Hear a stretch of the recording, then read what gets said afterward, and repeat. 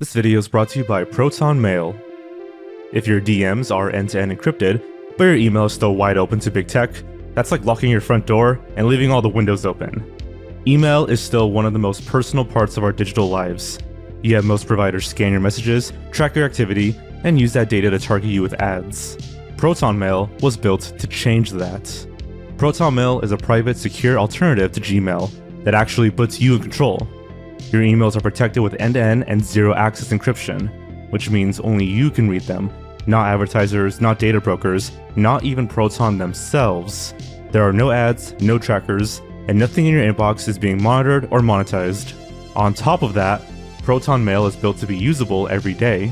You can effortlessly organize your inbox, auto-store messages, and unsubscribe from newsletters with a single click. Switching from Gmail is simple. Import your old emails, contacts, and calendars in a few clicks, or you can start fresh with a clean slate. If you want a cleaner inbox and real privacy, take back your email and create your free Proton Mail account today at proton.me/Blameitonjorge, or click the link in the description below. Again, that's proton.me/Blameitonjorge. Thanks to Proton Mail for sponsoring this video.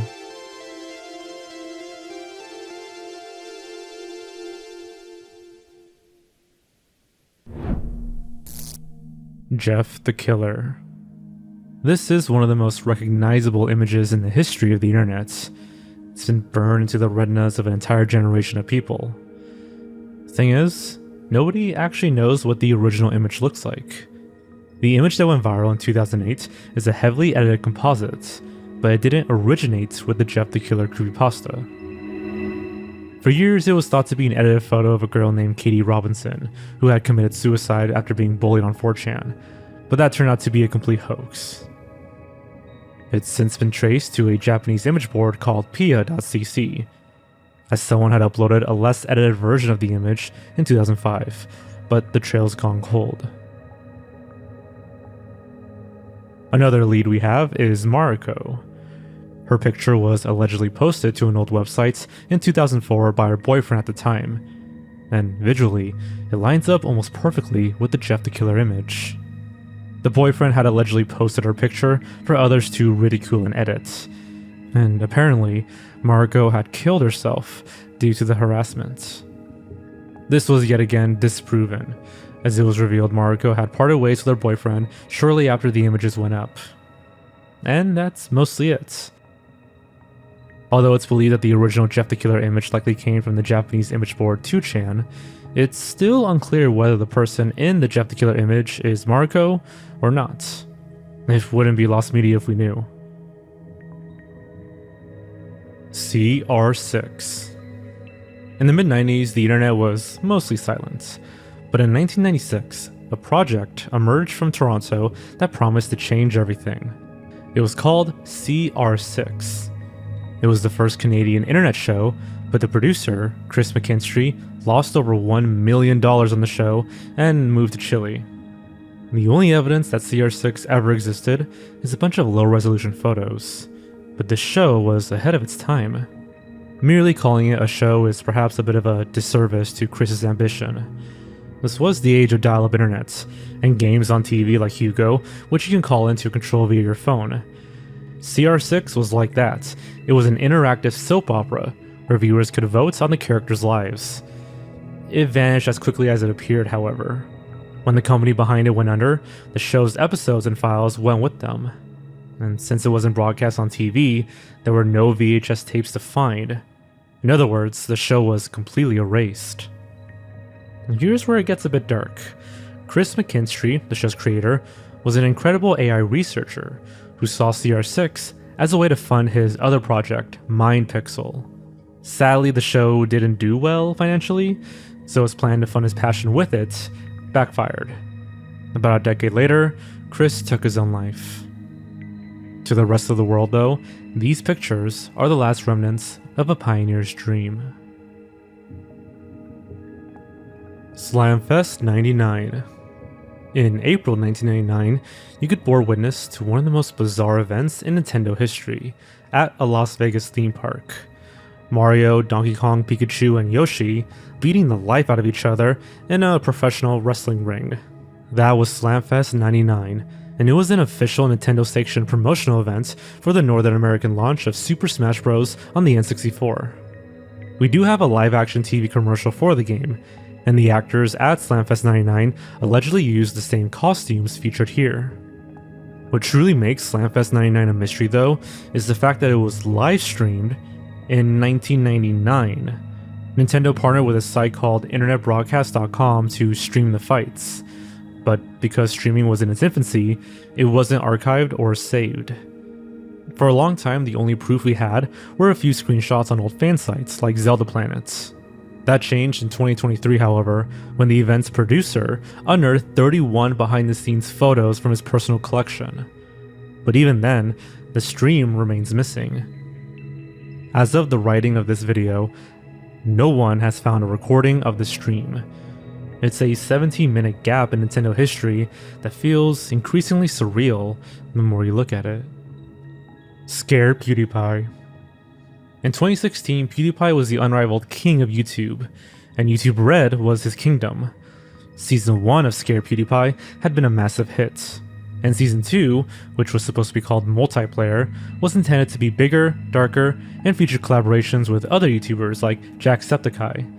It was fully filmed and edited, and then all that would change due to one article from the Wall Street Journal in 2017 regarding anti-Semitic jokes in Felix's videos. Disney's Maker Studios severed ties, and YouTube pulled the plug on Season 2. Within just a few hours, this massive multi-million-dollar production was completely scrubbed, leaving behind only a few promo stills and a few behind-the-scenes clips. Saki Sanobashi. The mystery began on 4chan in 2015, where someone described a traumatizing Euro-Guro anime they had supposedly seen on the deep web in the early 2000s. The plot was simple. 9 high school girls are trapped in a windowless, doorless public restroom. After days of philosophical debates and descending into madness, they take their own lives. The 4chan user claimed that it was titled Go for a Punch. And for years, a dedicated community searched every corner of the Japanese web for the anime. The hunt fizzled out and eventually ended some years ago, with most people believing it to be fake. The original poster even came out and claimed it was a hoax. But even if you play devil's advocate, when you look at the evidence, it does become hard to believe otherwise. Between it being a supposed anime while only having American sources, and the fact that the accompanying image and visuals were found to be from a completely different OVA, it's not convincing. But the legend lives on, and if it was real, it's most certainly lost media. LOL Superman. LOL Superman refers to a lost video allegedly filmed on 9/11 in the World Trade Center courtyard. According to the rumor, the video was filmed from a low angle and depicted the people jumping off the buildings as they hit the pavement, in pretty horrifying detail. The title supposedly came from a caption used when the video was uploaded to sites like Ogrish and LiveLeak. While it may very well be real, it could also be that people were remembering clips from the Man on the Street documentary or the skylight footage, which features similar perspectives.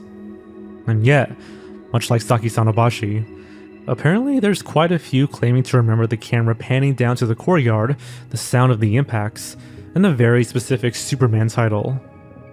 While there's a lot of other videos out there depicting similar stuff, we currently have no verified proof that LOL Superman exists. Critical's early videos. Before he was Internet Jesus or Moist Critical, Charlie was a teenager known simply as Penguin Z0. While most of his classic deadpan commentary videos remain on his channel, a large portion of his earliest work has vanished. These weren't the rants we know today. They were short, silent Gears of War and Halo montages, uploaded under the channel name MinutMaid719. Charlie himself has admitted to deleting many of these videos because he found them cringe and boring, but it would have been fun seeing him slowly find his format. Occasional rediscovery threads pop up on Reddit when someone finds a dead link in a 2009 forum post. A few of the montages have been recovered by the Wayback Machine, but the majority of his first 100 videos remain fully lost. Super Mario Big Star Secrets. Before creepypastas, there were screamers. One of the most infamous was Super Mario 64 Big Star Secrets. Uploaded in 2007 by username LotusMan17, The video posed as a legitimate gaming tutorial. At the time, Ella's Real 2401 was the peak of gaming mysteries, and this video capitalized on that curiosity, with a series of tedious, hilariously specific instructions, running around the courtyard fountain, collecting every coin, and climbing every tree. The payoff was a sudden, jarring jump scare, featuring a screaming zombie from a TV commercial. For years, that video was a rite of passage for many young internet users, before LotusMan17 deleted it in 2012. For a decade, the video was considered fully lost, with only the thumbnail and a dead URL to prove it existed.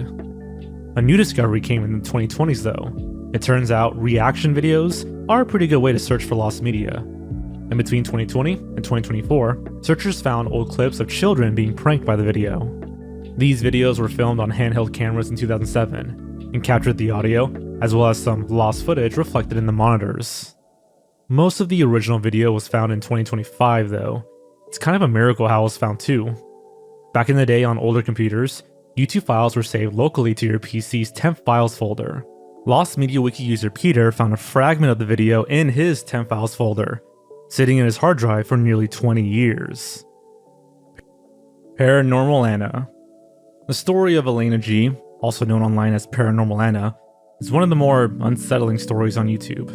In the early 2010s, she was a popular creator in the horror and ASMR community, known for reading creepy stories with a soft tone. Then she vanished. Her channel and over 120 videos were deleted. Some rumors went that she had been dealing with a stalker and was forced into hiding. Every few years, a channel would pop up with her name and upload a brief video stating she is back, sometimes just re-uploading her old content. They disappear just as quickly as they appeared, getting deleted within the hour. Viewers have attempted to archive her work, but most of it remains lost, surviving only in memory. Toontown Online.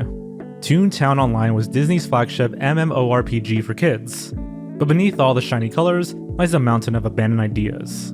While fan servers have kept the game playable, large portions of Disney's original source code remain lost. Its development history is littered with discarded neighborhoods that were never meant for the public eye. One example is Funny Farm. It appears in early design documents and the game's code, but the assets to accompany it were never finished or released. Furthermore, early builds of the game from 2001 and 2002 had various features that aren't available anymore, such as colored gloves for toons and different dress models that were eventually scrapped. Unfortunately, Disney decided to put an end to the primary US servers and the game itself 10 years later. In lost media terms, it's partially found by virtue of some of the assets having been found, but there's just as many assets that are still lost. Walt's Warning. In 2009, to promote Season 2 of Breaking Bad, AMC launched an interactive flash game called Walt's Warning. It was designed by Ralph Creative. It required your name, location, and a photo, and was used in the gameplay itself. Eventually, you'd get tackled by Walter White in the desert, after which Bryan Cranston would look directly into the camera and say your name. He had apparently recorded thousands of common names to ensure the experience felt terrifyingly intimate. Walt would then knock you out, and you'd wake up in the RV, where he would intimidate you into silence, holding up a photo of your face and burning it. It ends with you waking up in the desert, next to a sign that reads, "You can't hide in X city, John," but with your city and name.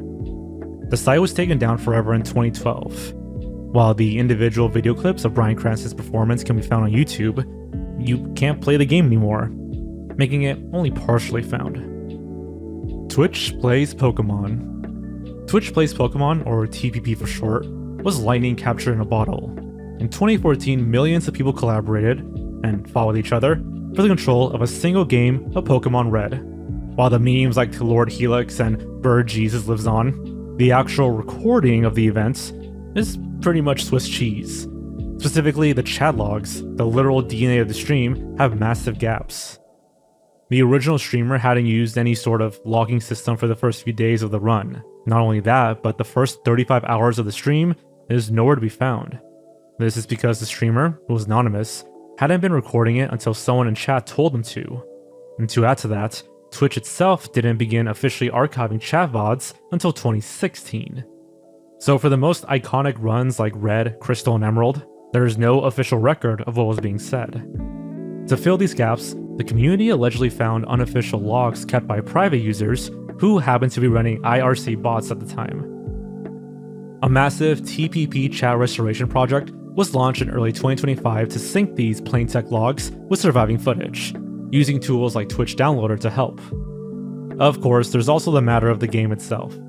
The original save files for many of the subsequent runs have been lost or corrupted. For a project that was essentially a new form of streaming, the fact that we're missing the most essential part is a huge shame. For now, while it remains partially found, the start of it is fully lost. Jawed. Jawed Kiram is famous for uploading Me at the Zoo, the first video in YouTube history. However, the channel Jawed was originally much more than a one-video show. In YouTube's infancy, between 2005 and 2006, Jawed uploaded a series of mundane experimental clips that essentially function as stress tests for the new platform. These included titles like Rolling Down a Hill, Dancing, Yoda After Grooming, and Exploration of an Abandoned Building. Jawed eventually deleted almost every video on his channel, leaving Me at the Zoo behind. However, in 2013, Jawed briefly came back to protest the mandatory Google Plus integration, changing his video description to, "I can't comment anymore since I don't want a Google Plus account." It was a small act of rebellion that actually got him a bit of attention again. Suddenly, his deleted videos became sort of like the cave paintings of YouTube. A few of them have been recovered via the Wayback Machine, but a lot of them are gone, existing only as titles and old site indexes. The Lil Sam and Cat Show. When Sam and Cat was cancelled in 2014, amidst rumors of a fallout between Ariana Grande and Jennette McCurdy, Nickelodeon didn't just move on, they attempted to erase the brand's entire connection to it. This included The Little Sam and Cat Show, a 59-episode animated web series that could be seen on Nick.com. The show featured 2D animated mini versions of the characters in variety show skits, behind-the-scenes stunts, and challenges. Because the series was hosted using a proprietary Flash player, it was exceptionally difficult to rip in high quality. When the Sam and Cat website was taken down following the show's controversial end, nearly all of the episodes vanished. For years, the only evidence of its existence was a few promotional trailers and 2-minute best-of compilations. Some people made an effort to recover about a dozen episodes on Dailymotion, but the majority of the series remains lost. Geronimo Stilton. For many who grew up in the 2000s, Geronimo Stilton was more than just a book series about a neurotic mouse journalist. It was a whole multimedia franchise. While the 2009 animated series is widely available, there exists a darker, more elusive history of the mouse from New Mouse Island. The big cheese for Stilton fans was the legendary 1999 pilot. For nearly 2 decades, its existence was debated, dismissed as a Mandela effect, or simply a misunderstanding of early promotional art. Produced by studio Stren-Namani, the pilot stayed closer to the book's original art style than the 2009 reboot. For years, the Lost Media Wiki listed the pilot episode as non-existence confirmed, after several leads went cold. However, in late 2024, the community struck gold. A show reel from the early 2000s were recovered from a defunct studio's archives via the Wayback Machine, containing several minutes of high-quality footage from the 99 production. Beyond the pilot, a massive chunk of the franchise's early digital history remains fully lost. Between 1997 and 2008, the official website hosted a series of interactive ebooks. They were complex Flash-based comics where readers could solve puzzles and interact with the environment to progress the story. The use of proprietary server-side hosting made them impossible to archive, and they were lost when the site was overhauled in the 2010s. Today, only the titles and a few static screenshots remain. Family Guy Online. In the early 2010s, branded MMORPGs were the corporate trend that no one quite asked for. 20th Century Fox decided to capitalize on the massive Family Guy franchise by creating Family Guy Online. It was a browser-based game powered by Unity, where you could play and live in Quahog. It was marketed as an MMLOL, which means exactly what you think it does. Massive multiplayer laugh out loud. The game promised a social experience, where players could create their own Griffin-esque avatars and engage in the show's typical humor. It launched into the public beta in April 2012, and for a few months, it was pretty populated too. You could walk past the drunken clam, interact with Peter Griffin, and complete quests that felt like discarded B-plots from the show. By December 2012, less than a year after launch, Fox announced that the game would never leave beta and would be shut down in January 2013. The reason was never explicitly stated, though it's suspected to be from a lack of monetization and the inherent quality of Unity games in 2012 browsers. On January 18th, the servers were shut off. Because the game was entirely server dependent, it closed completely. While fans have salvaged character models and textures, the server-side code is gone, leaving the game unplayable. The game is lost, but there's plenty of gameplay to see on YouTube. Pokemon.com. In the mid-2000s, the official Pokemon website hosted a massive hub of Flash content known as the Fun Zone. It had lots of high-quality Flash minigames that were remarkably polished for their time. Games like Switcheroo, Deep Sea Diving, and the oddly titled Grass Madass provided hours of entertainment. There were even hidden games that require you to manually type specific strings into the address bar to access. Secret rooms in a digital mansion that only the most dedicated fans knew about. But in 2010, the site was revamped, and the Fun Zone was removed overnight. While some survived on third-party, unblocked games websites, most of them were proprietary, and relied on specific assets from the Pokemon servers that weren't so easily mirrored. The 2020 death of Flash was the final nail in the coffin. Even projects like Blue Maximus Flashpoint, the gold standard for web game preservation, struggled to replicate the full experience because many of the games were part of an integrated trainer token economy that is now offline. The only game that's partially found is Wobbuffet's Puzzle Pack, since its Japanese version is available in the Flashpoint archive. Padamus' Herobrine streams. For years, the legend of Herobrine was the most famous ghost story in gaming. While the original 4chan creepypasta laid the groundwork, it was the Brocraft livestreams of 2010 that turned a spooky crawl into a global phenomenon. Two streamers, Copeland and Padamus, orchestrated the most famous sightings. Copeland's stream featured a retextured painting of a white-eyed Steve in a small room, and is often the most cited. But Padamus' stream had a much more uncanny feel to it. The recovered stream is laggy, sometimes pretty much a straight-up slideshow, and Padamus is making what appears to be an underground cobblestone farm, or something similar at least. Herobrine shows up in the background occasionally, but he's easy to miss. It had convinced thousands of viewers that they were seeing some kind of glitch, and for over a decade, these streams were considered the biggest of Minecraft lost media. Because they occurred on early streaming platforms like Livestream.com, which didn't automatically archive VODs the way Twitch does today, the original full-length footage vanished almost immediately after the live broadcast. All the community had were low-quality clips, blurry screenshots, and the infamous hits.html jumpscare page. The lack of footage only added to Herobrine's mystique. It made it all feel like an urban legend. Hey guys, hope you're enjoying the video. I want to announce that I have a live stream channel now.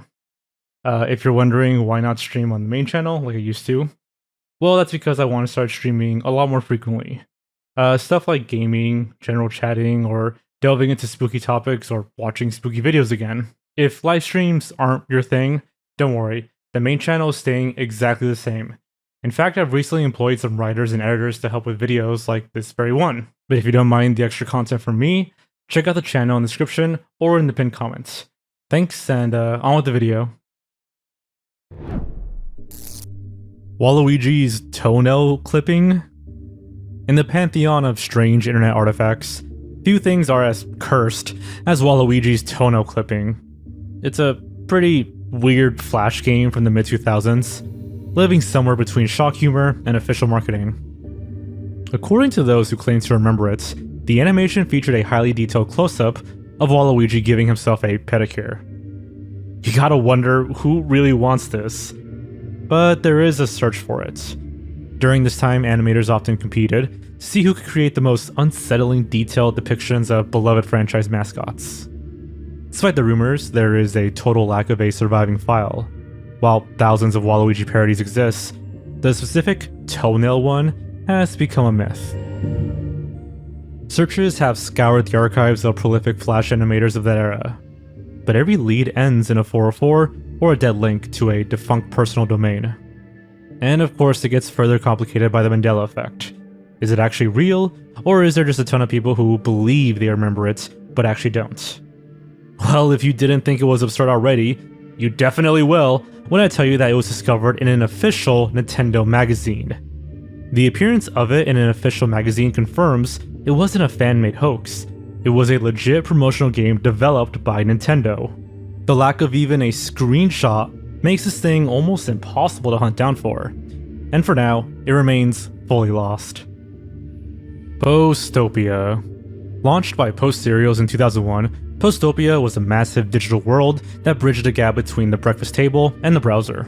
Using Post tokens, which were codes found on the back of cereal boxes, players could unlock exclusive levels and power-ups in games like Waffle Boy's Jungle Adventure or Big Mouth's Life. It really pioneered the genre, and it wouldn't be the last of its kind either, but that's a story for another day. At its peak, the site pulled in millions of unique viewers, creating a giant online civilization built entirely on the marketing budgets of Fruity Pebbles and Honeycomb. When the site was discontinued in 2011, a decade's worth of high-quality Flash games vanished overnight. But in this case, it wasn't just minigames, it was a whole entire integrated ecosystem. Projects like Flashpoint had managed to recover some of the standalone games, but the world maps and the event-based areas are largely lost. And yet again, because much of the game was server-side, a simple SWF file isn't enough to recreate the experience. You can find some of the pieces, but you can't assemble the puzzle. Most of Postopia's games are listed on the wiki as fully lost, with only low-quality YouTube footage to prove they existed. The problem with recovering them stems from the fact that they were never meant to be permanent. They were temporary marketing tools, meant to be replaced by the next campaign. But I remember playing Postopia as a kid, and it's really nostalgic to me and kinda sad that it's just lost forever. NickTropolis. Now, if Postopia was a collection of games, NickTropolis was a true virtual society. Launched in 2007 by Nickelodeon, it was an isometric MMO that allowed kids to create Nick self-avatars and explore locations based on shows like SpongeBob or Danny Phantom. It was a massive success for Nickelodeon, reaching over 7 million registered users in just 1 year. Players could decorate their own rooms, watch video clips in in-game theaters, and chat with automated chatterbots posing as Nicktoons. In 2010, the game was rebranded as The Club, and by 2014, Nickelodeon shut it down entirely to move toward mobile apps. Because the game used the VO SDK engine, traditional private servers remain out of reach. But the search for NickTropolis took a turn in recent years with projects like NickTropolis Time Warp. It's pretty much a reconstruction of the game, using thousands of screenshots and screen recordings to manually make it from the bottom up. It's open source and uses HTML5. It contains a lot of features from the original.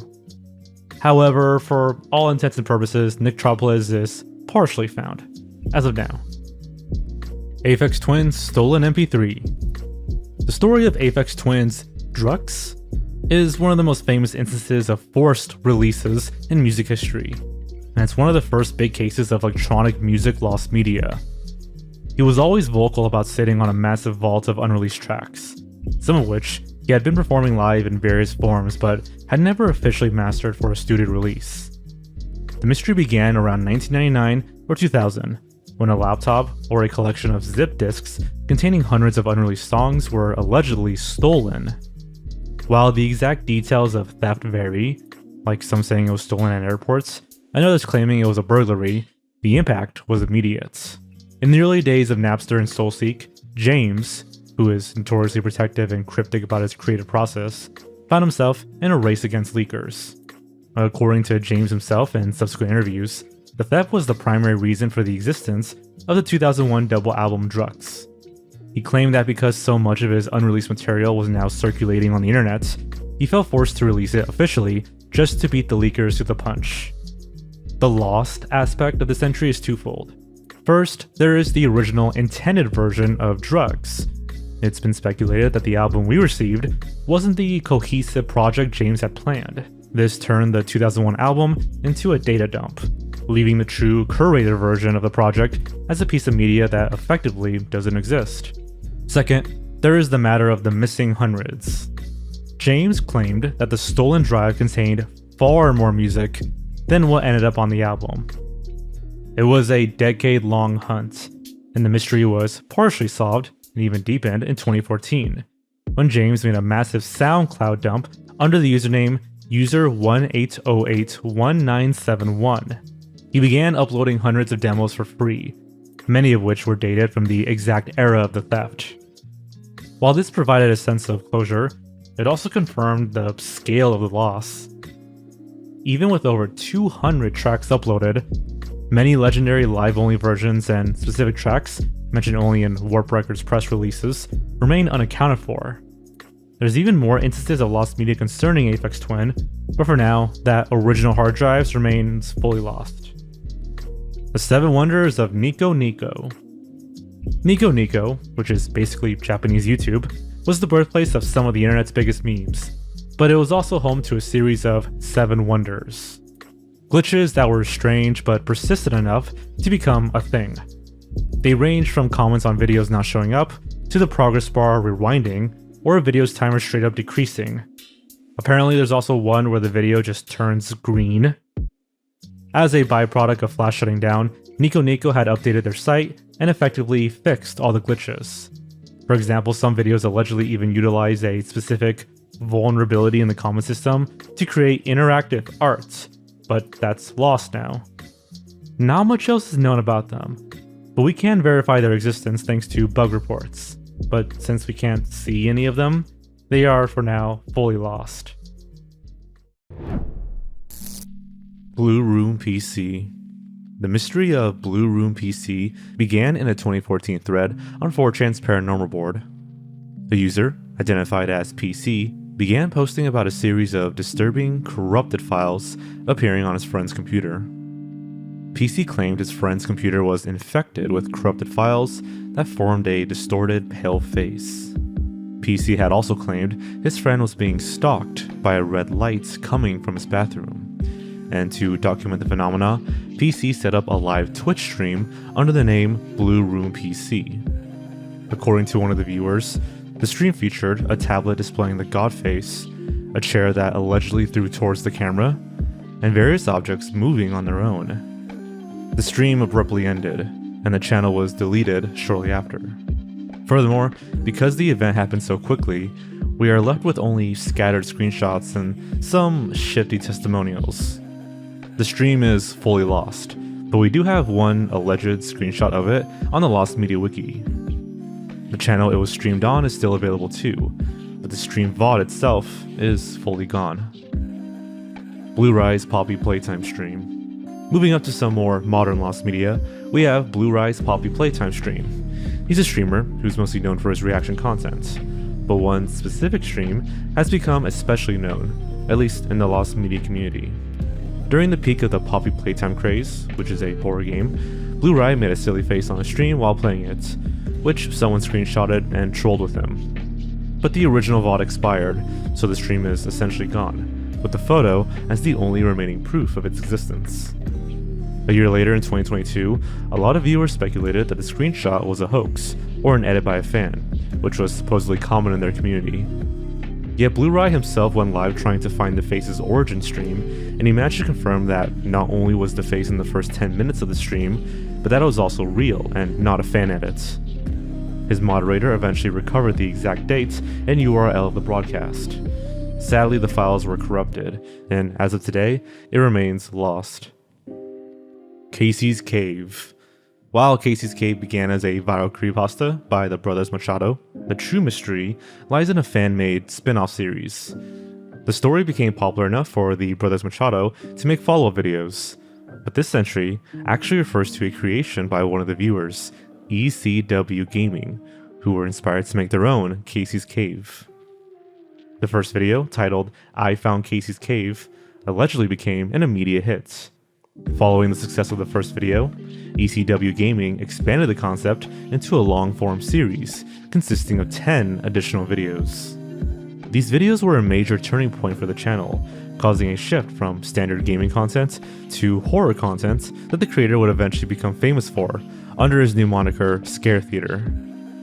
However, in the midst of rebranding to Scare Theater, the original ECW gaming channel, which is now Scare Theater 2, was scrubbed. The entirety of the Casey's Cave series was either deleted or made private, making it partially lost. Even if you try to use the Wayback Machine, most of the links are dead, but apparently there was even a full-length Casey's Cave film development that got cancelled in 2014. Some fragments of the footage and transcripts have been found, partially thanks to users like DJ Deadpig, who found obscured watermarks and screenshots on old Minecraft server archives, but the majority of the videos still remain inaccessible to us. Unfortunately, even if we know exactly who made the videos and when they were uploaded, they were intentionally removed in an effort to rebrand. The videos are almost entirely lost, with the exception of some alleged screenshots and clips in DJ Deadpig's video on them. God's Face. The centerpiece of the Blue Room PC mystery is God's Face, a red, distorted image that looks like a behemoth from Berserk. For nearly a decade, rumors suggested that the face was a heavily edited photo of the nostalgia critic, or a victim from a forgotten snuff film.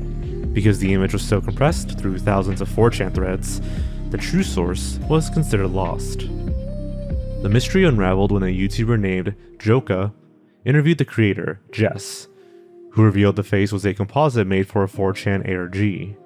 So we've got an explanation, but Jess mentioned having lost the original photos, so it's effectively fully lost. Hotel 626. Created by Doritos in 2008, Hotel 626 was a massive, high-production interactive browser horror game.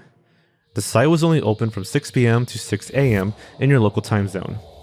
When you checked in, you were subjected to a series of terrifying live-action sequences where you had to use your mic and webcam to survive. It was one of the first times a piece of media used your own hardware to scare you. When Doritos discontinued the campaign, the Flash-based site vanished, and since most of the logic and scripts were server-side, you can't just download a file and run it. It's gone. At the very least, we can not only confirm its existence, but even view a bit of the gameplay on YouTube. Kanye Quest 3030. On its surface, Kanye Quest 3030 was a goofy, fan-made RPG released in 2013, where you play as Kanye West in a dystopian future. The game stayed under the radar until a player discovered a hidden secret. By typing the word "ascend" into a specific chat prompt, the game would change. The hip-hop aesthetic vanished, replaced by cryptic messages, disturbing imagery, and a prompt asking the player if they wished to ascend in the real world. It was so jarring, it sparked theories of real-life cult recruitment, or that it could just be a massive ARG. The game itself can still be found and played, but any sign of the ascension bits and the identity of the developer is totally gone. The original website for the game was pulled, and the developer, only known as Phoenix, vanished from the internet. Certain versions of the game reportedly contained hidden files that would attempt to communicate with an external IP address, potentially doxing players who reached the most secret ending. But these builds have practically disappeared. The real creator was actually a musician and artist from Adelaide named Clara Hope, who made Kanye Quest 3030 as a high school project. Apparently, the Ascension bit was originally planned for a separate work, before being worked into the game. However valid these claims are, it's tough to say. Was it nothing more but a harmless prank in an ARG, or was it actually something really sinister? The original SCP-48. The SCP Foundation is a collaborative writing project about a secret organization that contains anomalous objects. But within its own history, there is a cursed entry, SCP-48. In the lore of the website, any object assigned the number 48 tends to be destroyed, lost, or it can cause the death of its researchers. But in the real-world history of the website, the number is cursed for a different reason. What we're looking for here is the original entry that occupied the 48 slots, before it was designated as the cursed SCP number. For a newcomer, the SCP Wiki functions on a survival of the fittest rating system. If an entry is bad, it gets deleted. The original SCP-48 was apparently so poorly written and cringeworthy that it was purged by the community almost immediately. However, because this happened in the very early days of the wiki, the actual text of the entry has become a piece of meta lost media. We have records that it existed, and we have the cursed replacement that warns people not to use the number. But the actual original story, that story at all, is gone. According to the Lost Media Wiki, there's only one of the older versions of SCP-48 available for our viewing, named Joey. It can be accessed via the Wayback Machine. There's tons and tons of other deleted stories that never got archived, so we're very far apart from the original. It's Smile Guy 3. Kraina Shabu, and its flagship series, Poradnik Ushmeiro, or Smile Guide in English, is a surreal psychedelic series that appeared on YouTube in 2013. The videos mimic the aesthetic of 1980s and 90s educational programming, featuring a character named Agatha and her squirrel companion Maggie. However, the series became notable in the lost media community because of a weird gap in its chronology. For 5 years, the third episode simply did not exist. There was also an interactive game to expand on this, called Smile Guide: The Apple Escape. It was a Flash-based game that only seemed to make things more complicated, considering the fact that it's also lost due to the Flash purge. You play as Agatha, and are trapped in the strange, psychedelic world of Mushroomland. The game explicitly positions itself within the series' lore, seemingly centered partially around the absence of Episode 3. The itch.io description of the game hints that, quote, "The last episode is blank," clearly suggesting that something is missing. There's visuals inside the game itself that appear to be screenshots from the missing Episode 3, or at least that's what fans have speculated. It's as if the game is made about the missing Episode 3, and that the plot itself integrates lost media, so it's pretty meta to say the least. Regardless of the intent, this is one of the weirder entries on here, and Episode 3 remains fully lost. Nexialist Audios. Worlds.com is a 1995 relic, a low-polygon, 3D MMO that feels like a digital liminal space. Despite its age, it has outlived almost every other MMO from its era and remains playable today. There's been rumors circulating online for years that the last players remaining on there seem to have started some sort of cult, or at least participated in potentially illegal cult-like activities. While many dismiss the Nexialist cult as a 4chan era prank, the true evidence is gone. Nearly all screenshots and audio recordings predating 2012 have vanished. The most mysterious user in the game, Nexialist, and his potential partner in crime, Jimbly, created thousands of surreal and disturbing maps in the game. They would contain cryptic textures, religious iconography, and erotic content. It's impossible to tell if this is just harmless trolling, but it's just too easy to dismiss it as such, and there's clearly some weird evidence out there. That's an investigation for another video though. In terms of the evidence itself, various people have claimed over the years to have been sent weird audio messages from Nexialist. We even have this Reddit post from r/creepy with a Vokru link, and some of the commenters reacting to it. In fact, if you do a little digging, you can find multiple instances of people mentioning this having happened to them. Whoever they are, they've meticulously crafted this weird, disturbing audio bite and sent it to people, but the links themselves come up dead with the message, "Error. Sorry, the requested media could not be found." It's some of the most potentially disturbing lost media on here, and for now it remains lost. But frankly, it's an immensely complicated thing to explain, and if you're curious, I'd highly recommend checking out Nextbill's video on it. Username 666. If you were on YouTube in the late 2000s, chances are you've heard of this legend. The story went that there was a YouTube channel called Username 666. If you refresh their page enough times, it would begin to glitch. The YouTube interface would turn red, the text would turn demonic, and gory graphics would start playing. It's pretty much the equivalent of Bloody Mary on YouTube. Created by a Japanese user with the username Nana825760, the video was a convincing hoax that thousands mistook for a genuine screen recording. Plenty of people thought it was real footage, but the thing is, there was an actual account on YouTube with the name of 666. If you tried visiting the address, you'd even get the same results as in the video, except the channel was deleted for, quote, violating the platform's terms of service. What could have possibly been on the real user's 666 YouTube account that caused it to get deleted by YouTube? All its metadata was deleted long ago, and we have no method of recovering it. Maybe it's something sinister, maybe it's not, and maybe one day we'll know.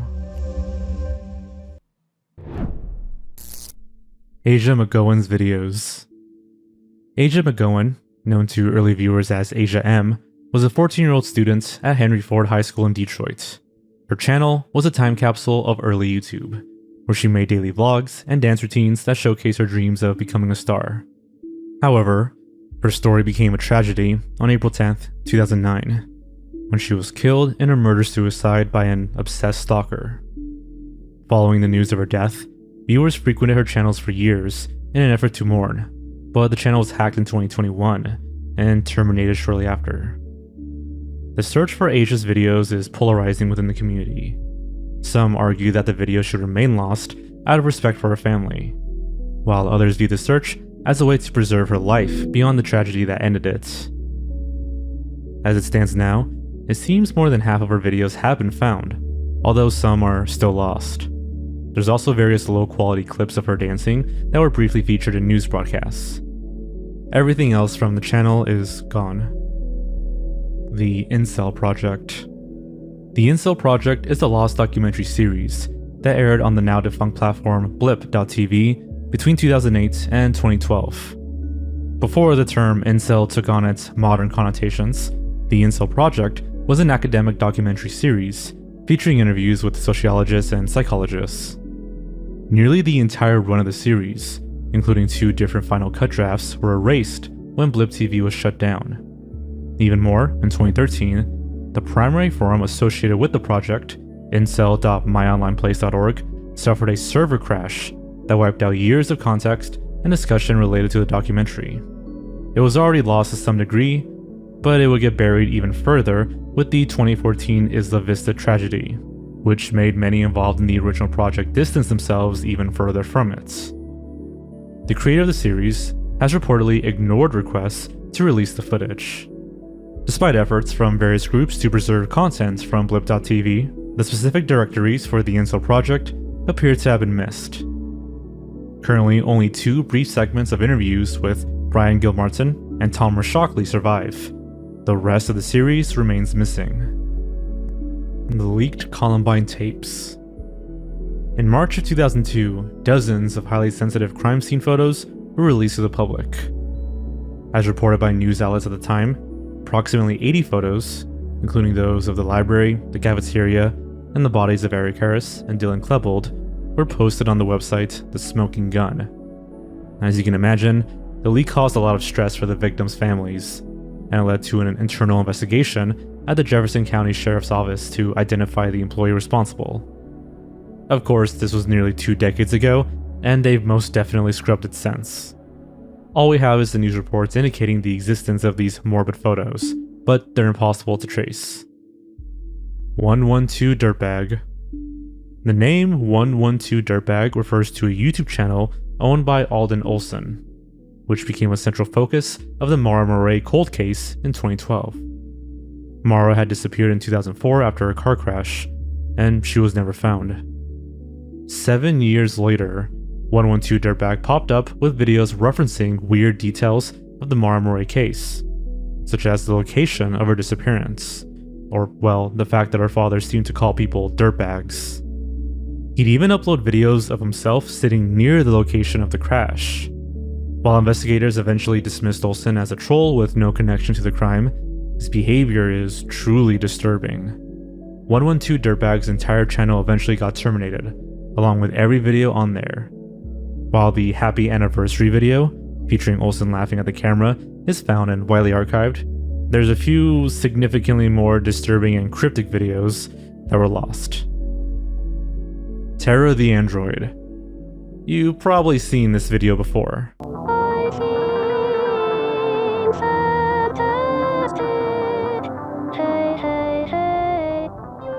But if you haven't, this viral video, which began circulating in the mid-2000s, features a primitive life-size robot named Terra. In the most famous clip, she's standing in this dimly lit room, wearing a blonde wig, singing in an eerie synthesized voice.